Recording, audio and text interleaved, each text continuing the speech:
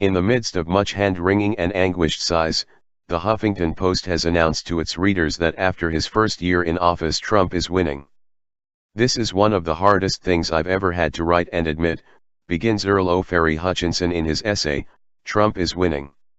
Hutchinson, an author and co-host of The Al Sharpton Show, observes that according to numerous indicators the Trump presidency is a success, beginning with his delivery of a long list of campaign promises.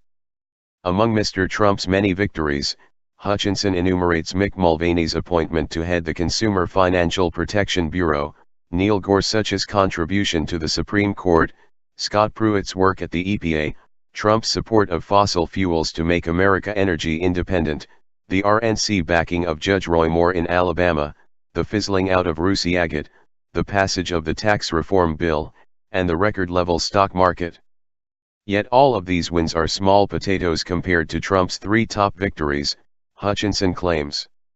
First, the president has successfully taken charge of the Republican Party. He is the point man for GOP policy and issues and, in a perverse way, the spur to get action on them, Hutchinson notes. Second, Mr. Trump has managed to energize his base and keep their loyalty. The overwhelming majority of Republican voters continues to back him, Hutchinson admits. This is the voter loyalty that buys a lot of support from the GOP establishment even as they flail him or shake their head in disgust at his antics, he writes. Third, Trump has successfully harnessed the mainstream media for his own purposes. He remains a ratings cash cow for the networks and makes stunning copy for the print media, Hutchinson complains. He knew that from day one of his presidential bid and he knows it even more now. He will continue to suck the media air out of everything that the Democrats do and try to do. While praising the war on Trump waged by the New York Times and other liberal print publications, Hutchinson recognizes that for much of the Trump base these papers have lost all credibility. So the withering criticism of Trump in these publications is tantamount to a wolf howling in the wind, he says.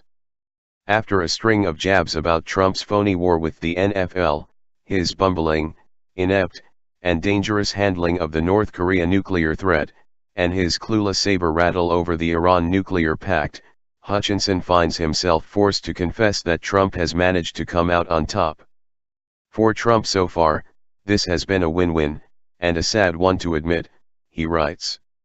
Of course, from Hutchinson's perspective, all of these triumphs are bad for America. The Trump base of benighted deplorables and hobbits don't realize that what seem to be victories are really long-term defeats and ultimately won't benefit them at all, he whines. One thing seems certain. The annoying habit leftist elites have of condescendingly telling other people what is best for them isn't gaining them any friends. It didn't work in 2016 and it doesn't work now. And then they wonder why Trump is winning.